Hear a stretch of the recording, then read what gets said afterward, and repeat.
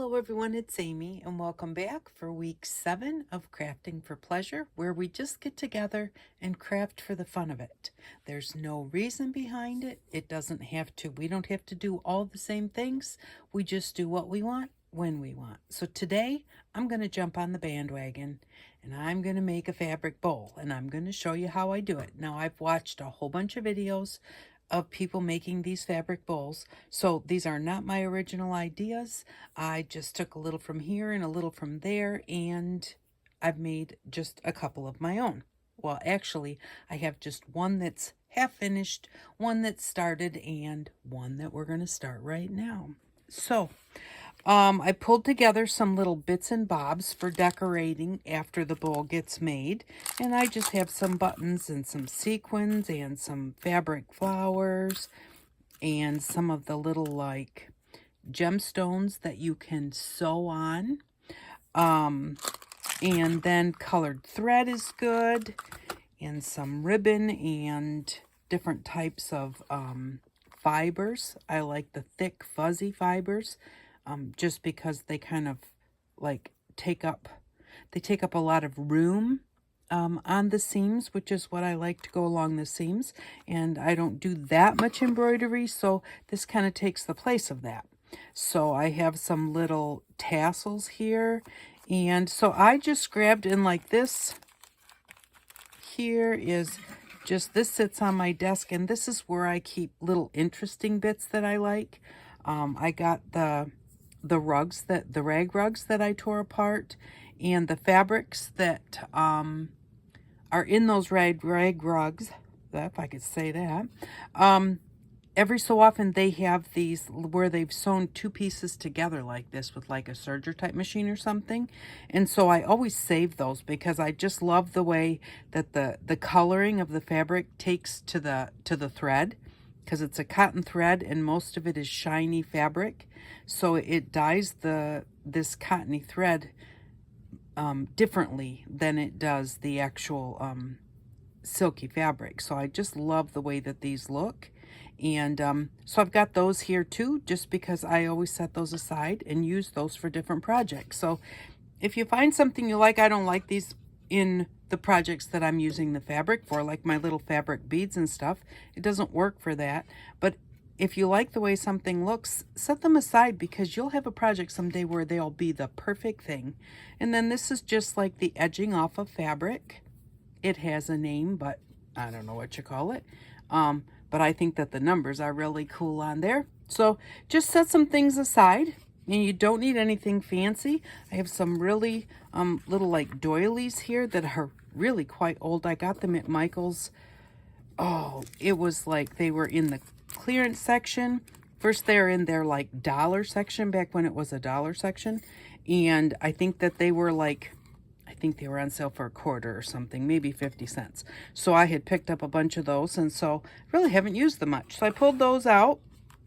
Anything you can think of. Crochet some little flowers yourself, however you want to do it. But, so I'm going to show you how I grabbed a needle with a big eye, just in case I want to do a thicker thread. So the first thing I did was, this again is like, this fabric is like jean material on one side and it's fuzzy and soft on the other. No idea what it is. But so I just took a plate. This is like the salad size plate from Corral. You have the big ones and then these ones, and then you have the saucers. And I have one of my bowls I did with a saucer. I have another one that I've already like started with this size, and I never thought about it. I should have done the dinner size plate next. Then all three of them would have like fit into each other. But this is what we have, so this is what we're going to use. Besides that, I have a feeling that I'll make the big one at some point in time, because I really am enjoying this. So, you know, it's like if you look at something and you think that looks fun, try it. If you don't like it, then don't do it anymore. You know, most of this stuff, I got this fabric right here, a bolt, and I mean, it was a huge bolt. It's at least 4 feet tall. And it's on a roll. It's not like a bolt like at the craft store. And it's got to be, I don't even know, maybe a foot around, like a foot wide once it's all rolled up. It's just a huge amount of fabric. So, you know, as I use it, if I wind up wasting it, like if I don't like it, that's okay. I can just set it aside. I can give it to somebody else that I think might like doing it. So just try. If you look at something and think, I want to try it, go ahead and try it. And, you know, buying curtains, you can buy heavy curtains from your secondhand stores. And I'm not talking the ones that call themselves antique stores. Go to the ones where people just drop off stuff they don't want anymore. And when you go buy it, the money goes to a good cause. So those places normally have reasonable prices, and they do have some nice things. So, and you don't even have to buy the fabric that they have there. Buy the curtains. Buy dresses and shirts, and you know, something that's the type of material that you want, that a yard of it might cost you $10-12 at the store, but one shirt, which will give you an awful lot of the same fabric, you know, might cost you a couple dollars. So remember to do that. And then if you really, really like what you're doing, then go to the store and buy some fancy fabrics if you want to. Okay, so what you do is you cut a circle. And then I think I saw Rachel from Roxy Creations, and that's where I saw this the first time. Actually, I saw Sarah from Roxy Creations do it, and then I went and watched Rachel do it, and I've seen a bunch of others do it since then. So what she did was she took the circle, folded in half, and then folded in half again. And then you're going to cut a slit. And you can measure it if you want to. She cut it about halfway. So that's what I've done on the other two that I made. Cut it about halfway and tried to make them all about the same size. So, like looking at how long I made that one, I want to make the one on this side approximately that same length. So I just kind of look at it, and then I just kind of go, maybe just a little touch more. There. To me, that looks like the same length. So now we have 4 slices in our fabric. And I suppose you could even try making it into a bowl with these 4 slices. And this would make a wider bowl. But when I watch them do it, I'm going to show you what I did with the others. But I actually might try that, because if you look at this, and if you just like have some pins, you can always try. I'm not a big pinner. I really dislike pins, but you could say, okay, well, if I did this, this is overlapped about 1 inch right there.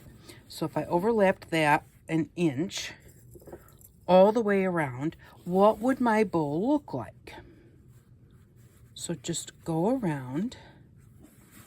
This one's going to be like a very flat type of a bowl or tray or whatever vessel I think a lot of people are calling them. So let's see what it looks like with just the 4 slits. And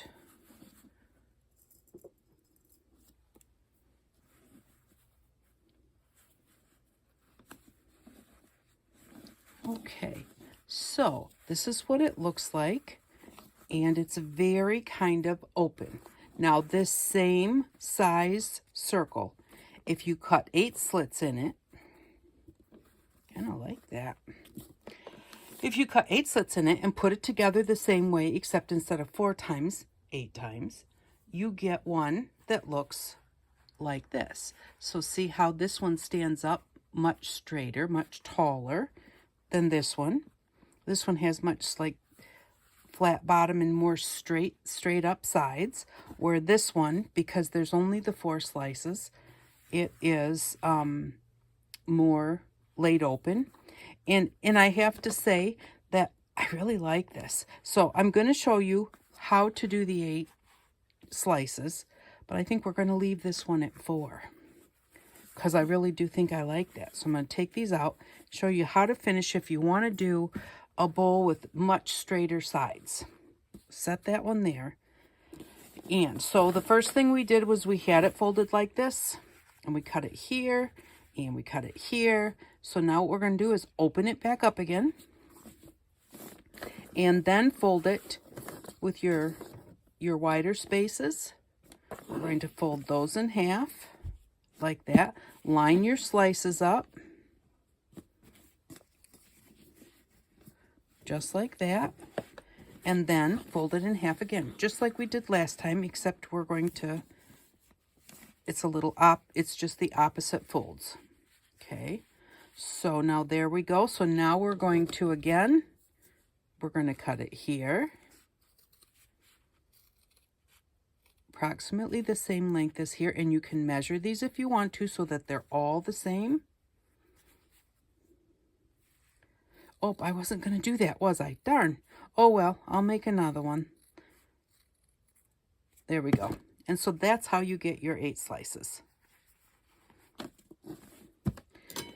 And then what you're going to do is you are going to overlap them.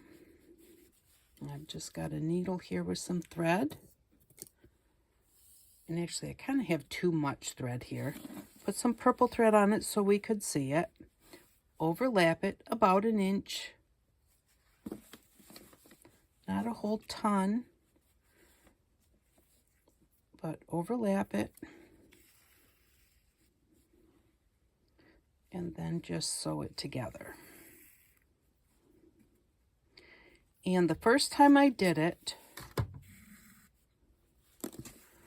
I just sewed across here, and then I went to the next one, sewed across there. I did not sew down this line.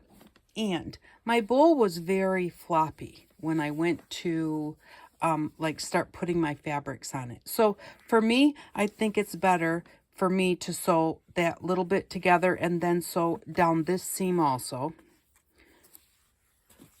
just to make sure it just makes it more solid, because this one here, I sewed across the 1 inch and then sewed down the line, and this one is much sturdier than the other one that I made. So you just sew there, and I will I probably make this sewing look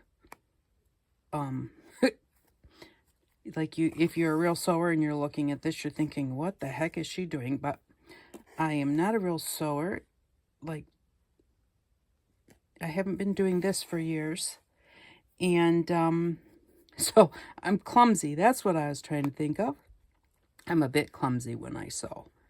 But so you're just going to sew that top bit together, so down to the bottom of that corner, and then I go through to the back.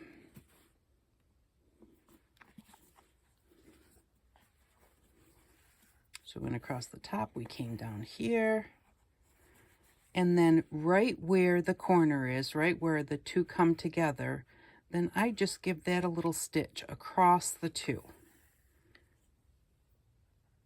So I go across there a couple of times to hold that corner together, and then I put my knot in, which is, I just make a loop, pull it till there's a little loop there at the very end.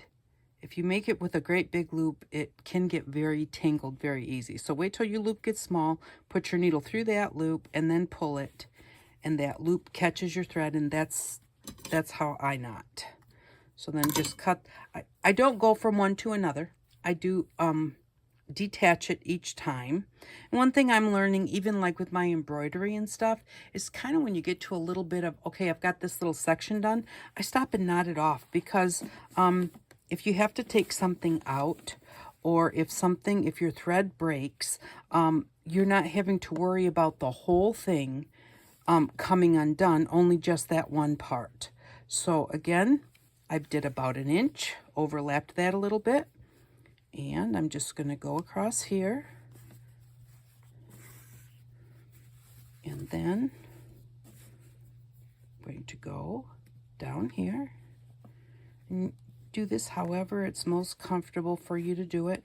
Your stitches don't have to be perfectly even, because you're going to cover this up anyways, so you don't have to worry about that. You just want to get your bowl shape made.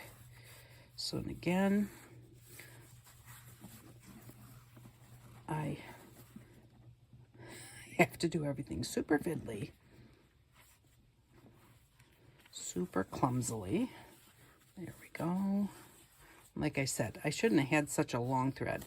And then I just go to the back side, grab that corner from both sides, stitch it together. That does also, I think, make it even more solid to hold that corner down. And it doesn't feel solid, so I'm going to go through, I'm going to come up right here where it almost feels like I missed it or something. I'm going to just go through that one so that it feels more solid. There we go.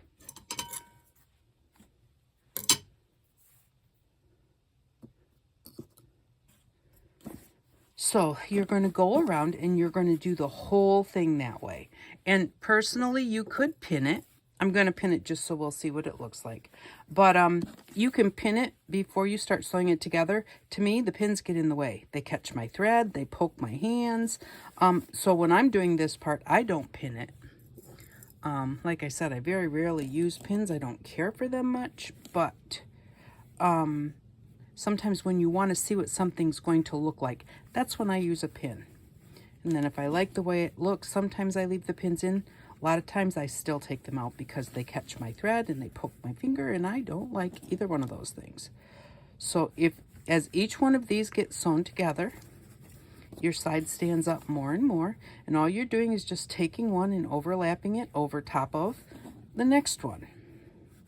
And you know, if you accidentally do it backwards, like there is no backwards or forwards really, but each one of these, the one on the right is overlapped the one on the left. So let's say this one, I went ahead and I did it this way, and the one on the left, I overlapped over top of the one on the right. It doesn't change things, and you're going to cover this all up anyway, so it really doesn't matter.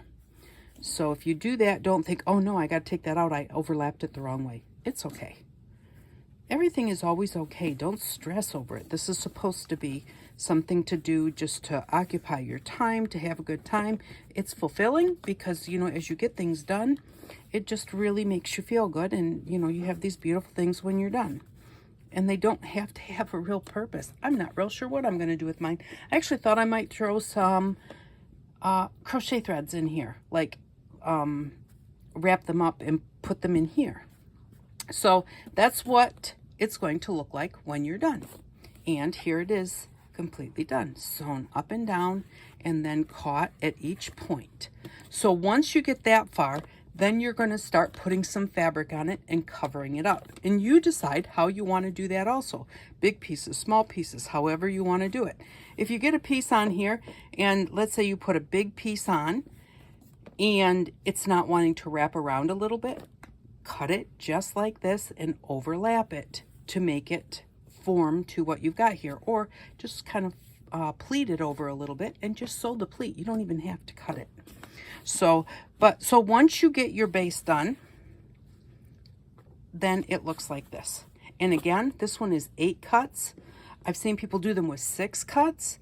The 8 to me was easier. Like I said, that's what I saw Rachel do, and it was just so easy to fold it in half and in half and then do your cuts and then open it and fold it in half again. So that was easy for me. That's how I got 8. To do the 6, you have to kind of divide. Once you get your cross part here, you have to divide your thirds here. And I didn't want to mess with it, but it's not hard to do. Get a compass and it will do it for you very easily. And I liked that standing up like that, but now I think I am going to make one that only has 6 on it. And I'm also going to make one with my full-size plate. So once you get it that far, then you're just going to take lots of bits of fabric and you're just going to sew them on. You can sew them on the outside, you can sew them on the inside, and the outside very easily becomes the inside. So if it's easier for you to sew them on the outside, go ahead and sew them, and then you can just flip it to the inside. So it really doesn't matter which way you do it.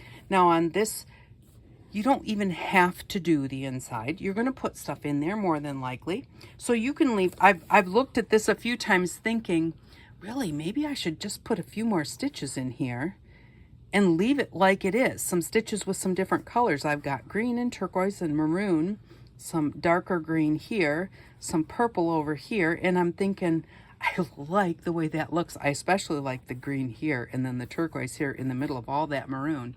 I kind of like the way it looks, but I really made things heavy here. I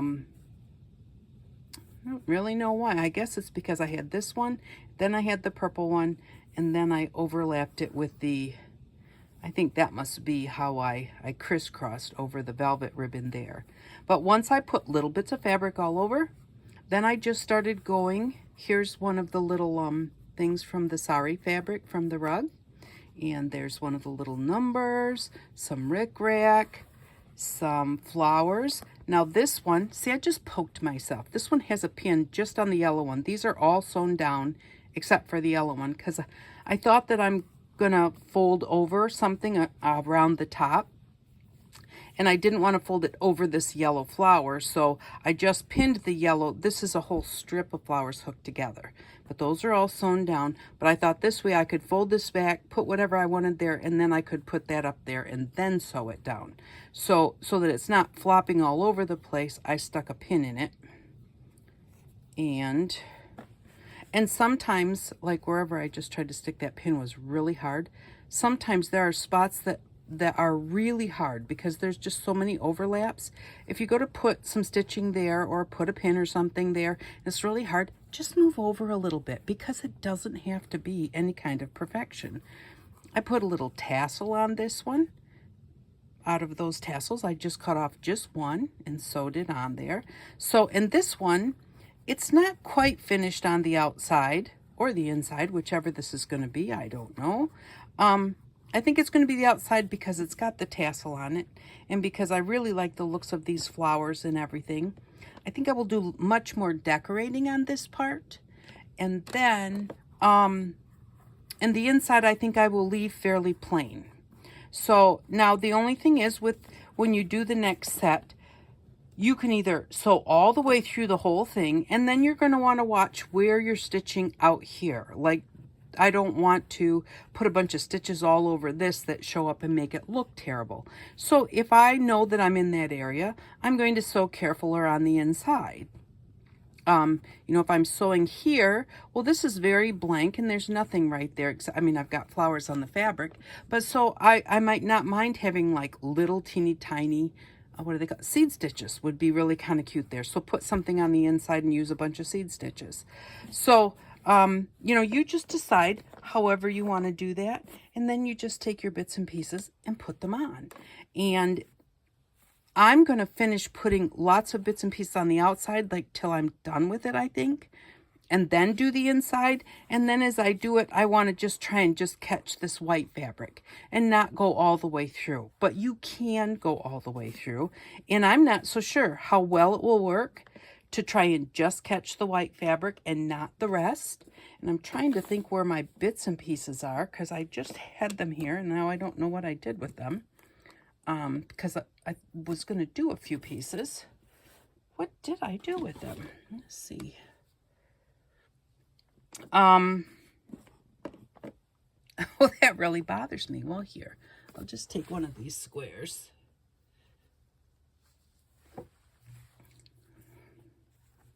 And like I said, you can do really big pieces like that on the inside. And then you'll have much less that you have to do, but you can still put other pieces on top. You could, in the middle of these flowers, you could do little something. You could do something to this before you put it in there. If you wanted to like maybe do a bunch of embroidery or something like that. I kind of think the inside of your bowl doesn't necessarily need to have that much work because it's not going to be seen. Unless you decide that you want to sometimes use it one way and sometimes use it the other, because that's the one thing you can do with this. Like I said, this one with my little tassel here, I really don't think I want that tassel on the inside. So this one, I don't think I will flip it too much, except for now to sew everything together. I'm going to do it that way.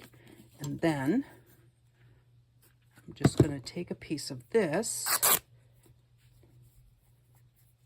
and I don't know how big I want it to be.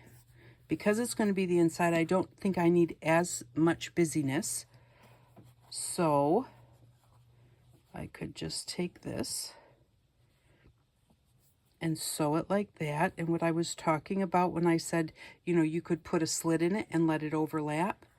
So because it fits nice and flat here, but the bowl gets smaller as you go. So it's got a lump here.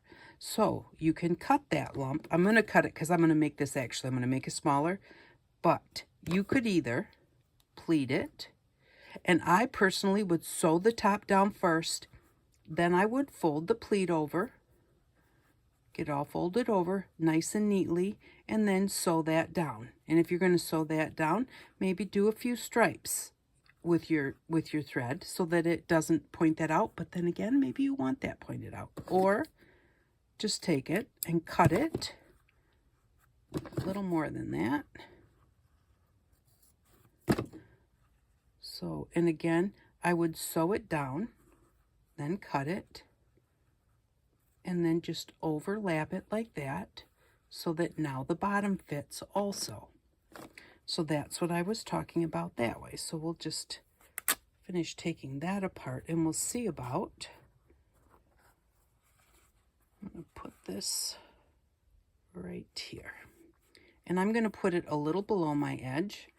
And I have decided, so I can sew this one down now. I've decided I'm not going to put a border around the top. I thought about it. I was looking at, I think it's called bias tape. I think. It's kind of like it's already folded over and it's folded on the bottom. You know, it's folded 3 times actually. So it's folded over like this. And then, so this part right here fits on top of your bowl. But then also, so that you don't have the raggedy edge on the bottom, it's also folded. This is folded in, and the other side is folded in. So it looks like that. So it's nice and smooth on the top, and it's smooth here and here where you're going to sew it down. So, and I think that's called bias tape. So you could look for that at the store or something and see what that, or look at it online and see what it looks like. But I didn't have the colors I wanted. So, because I just get it at the secondhand store. I pick up stuff like that. I don't even know what it is, but I just pick it up. Now, I have a knot on this. I don't want my knot to show, so I'm just going to come in from the bottom. I'm going to come underneath here and just try and catch part of that white fabric like that. And then I'll have to, I think I'm just going to, at this point in time, just take some nice little stitches across here. And try and just catch that white bit of fabric. I want to see, and I can't tell for sure. Oh, I hope you can see that. Sorry. So I'm just going to, now that one I just felt the needle come all the way through. So somebody said they have their finger there so they can feel it. And I do have my finger there, but I try not to poke myself. So there we go. So there are those threads. And again, remember I said you probably don't need such long thread. When you have really long thread like that, it wants to get tangly and everything. So that's what that looks like. Now let's look on this side and see. Okay, there's some big stitches here, and those are the stitches I stitched this down with. So none of those little stitches came through. And had they come through, actually I used the same color purple to sew that one there. So they didn't come through. And so I can just continue knowing that, and I don't, not exactly sure how to do this, how to hold it. Like I said, I'm not real good at sewing. So, and trying to do it under the camera makes it a little bit awkward. So I can just now come down this side and try and not go outside the fabric on the front. Try and just catch the white fabric and be under that fabric that I've sewn the other side. And I can just go all the way around. And then when I get to here, instead of going all the way up to there, I'll just do another one and go all the way around until I have like a little square spiral holding this on, because I think that that would be really cute with this color fabric and the dark thread. So, and the thing is that, oh, I don't know what I was going to say. But you just do it however you want. Oh, I was going to say, it's sewn together really, really well. So at this point in time, you're not trying to make this way more solid. You're just trying to decorate it. So, you know, like when it's like, okay, I don't know if I caught enough of that other one to like make it really solid together. So long as you caught enough of the white to just hold it on, that's all it needs to do. We're not sewing this together. We've already done that. We did that when we did our stitching, and then when we did that front part, that's when the whole thing really got pretty solid. So just a couple more stitches like this, and then I'll start the other way. And the thing about sewing is it's not something to do like really fast. That's why it's supposed to just be fun. It's supposed to just be a pleasure and be enjoyable. So I can't even tell you. I wasn't feeling well one day and I made this bowl and I sat in my chair all day and did this. Literally all day. So don't think, oh, well, I'm going to do that and I'm going to have it done in a couple hours. You know, you might be able to if you really move fast. But you know, the whole point is that it's just to enjoy. So if you don't want to do it in a couple hours, see now right here, sorry, I have enough room for a stitch, but I want to, and then I'm going to go this way. So what I'm going to do is I'm going to take my needle and put it where the end of that I want that stitch to be from here. But instead of pointing that way, I'm going to go down there and then I'm going to come back up on my next length of stitching so that it just makes it easier than coming out and then starting all over again. So we'll do it again at the bottom of this one.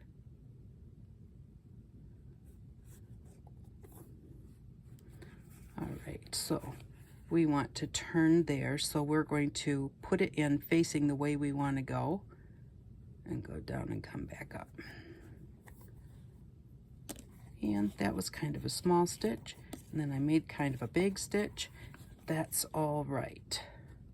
I've got a little bit of a fuzzy right there, like where it didn't catch down.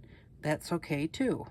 That's where like my thread got a little bit messed up, and so right there, it's not a nice flat stitch. And I really, really don't mind. And I really don't. Like, you know, some people might just say, well, you're only saying you don't mind because you don't want to go back and fix it. No, if I want to go back and fix something, I do. But usually I don't, depending on what it is. If I don't like the way it looks, it's not staying that way. But if I don't mind the way it looks, like to me, at this point, we're going to embellish all of this. We're going to add stuff to it. So if I really don't like it and it's way back in where I've been stitching, I can always just cover it with something. Now that one, it's got a bit of a knot right there.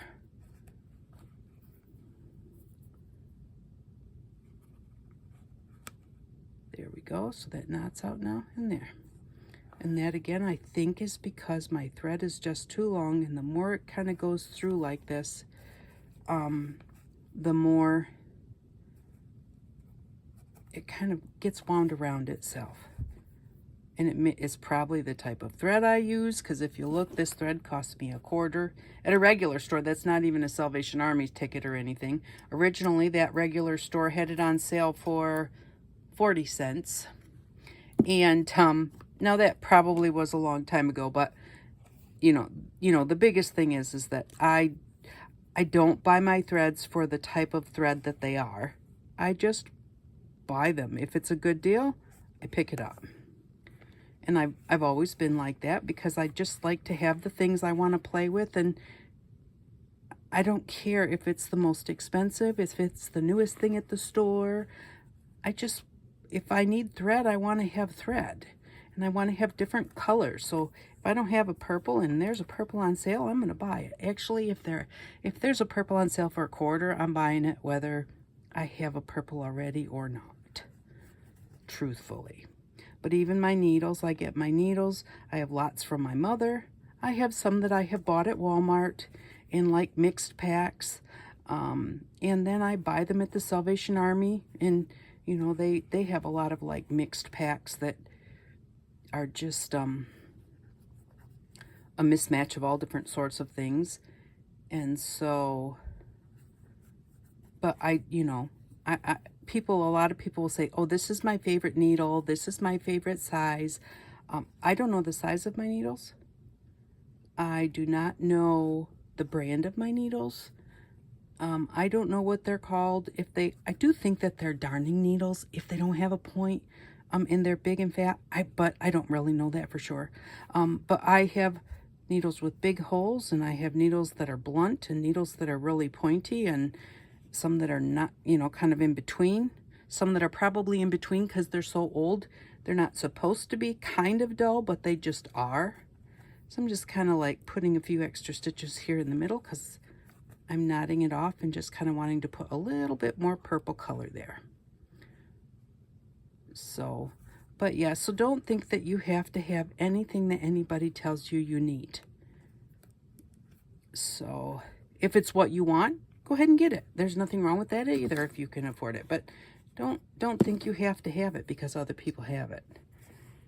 And so there we go. And that's what that one looks like. And so then when we flip it to the right side, that's what it's going to look like on the inside. So I just think that this is really fun. I might actually wind up putting fabric on both sides of that zigzag and not covering it up. I'm not really sure. Now I want to look at this and just see. Looks like very possibly I might have a little teeny tiny catch right there of all that stitching I just did. So for me, I'd say that's pretty darn good. So, because me getting anything right the first time around. So there we go. And so now I'm just going to take other colors and put them in there. And I wanted to show you for this one, I have pulled together some colors or something that I want to put on this bowl. And so what I want to do on the outside of this bowl is I want to put, oops, this one's coming apart. I want to put the hexies on here.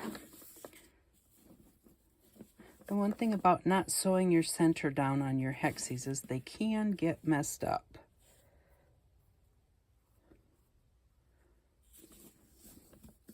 But you can put them back together.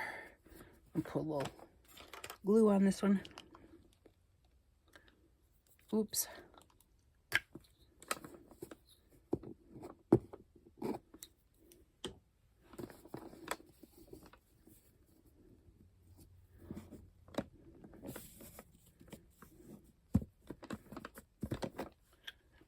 Okay.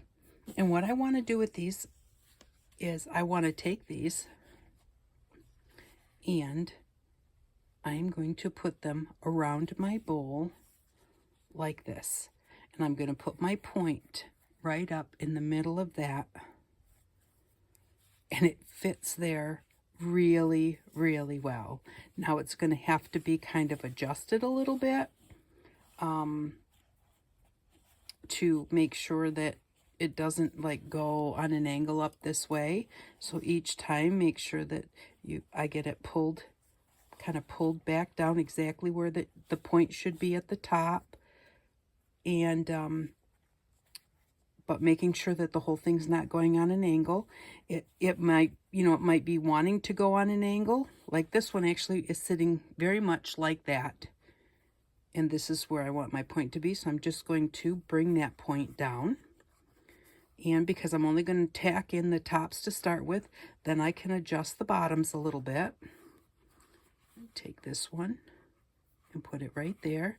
And then this pretty much fits all the way around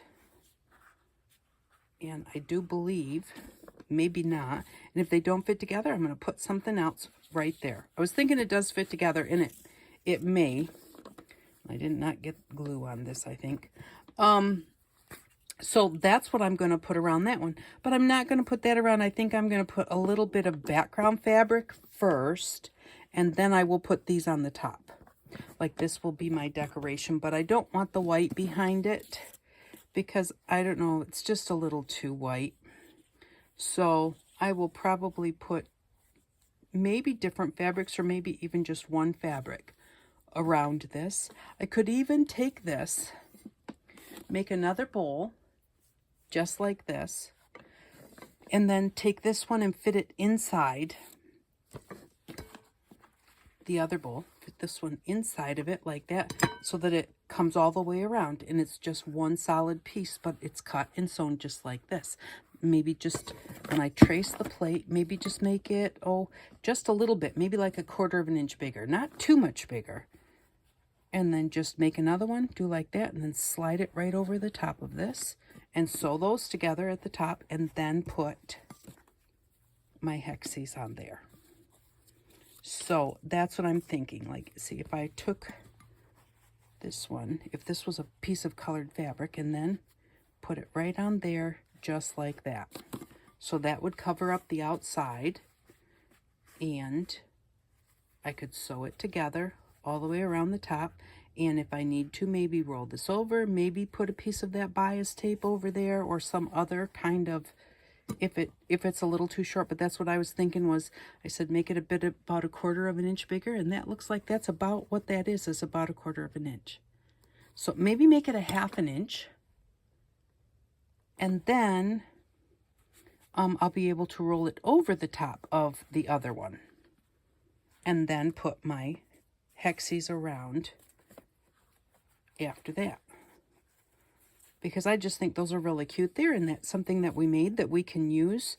And you don't have to use them like this. You can put on a couple. You can, I've seen a lot of people put stuff in the middle on the bottom of their bowls, so you can use them however you want. But I just thought, I had this sitting there and it was like, I wonder if that would cover that up. And it was like, oh, it really does. And then I put another one up there and it was like, oh, they touch each other. So it's like, wow, like that actually might cover the whole thing if I do it like that. And so that is, you know, it's just one of those things where if you have your stuff sitting around, and you just try playing with it. 1, 2, 3, 4, 5, 6, 7, 8. Yep. And then there's 8 of these sewn spots. So that's what I think I'm going to do with that one. So I sewed these together with the blind stitch like I showed you, where you do like this, and then you go inside the fold and come up and go straight across and go inside the fold. That's a blind stitch so that you can't see it. You don't see it on that side. You don't see it on that side. If you pull it apart, you'll see it in the middle because it's just between them and then in the fold. So that's what I'm doing now. I could not help it. I had to jump on the bandwagon.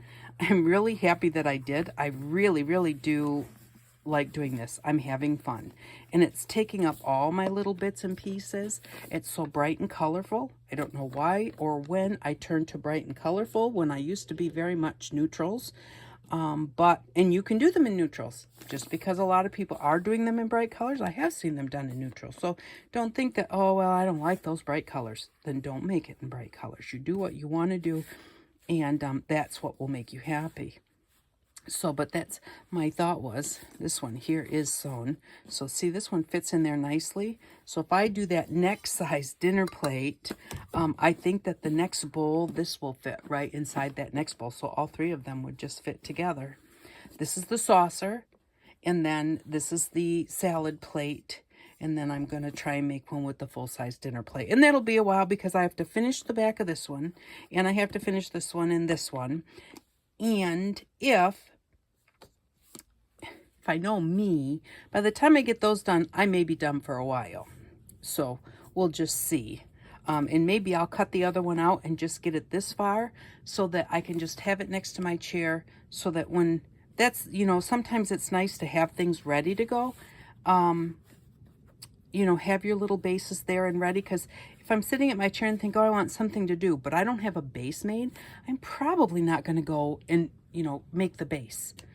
Because if I'm in my chair, usually it's evening, I'm just tired and I just want to sit there and do something. So have it ready to go, and then you'll have your little bits and pieces there, which out by my chair must be where all my little bits and pieces still are, even though I thought that I brought them here.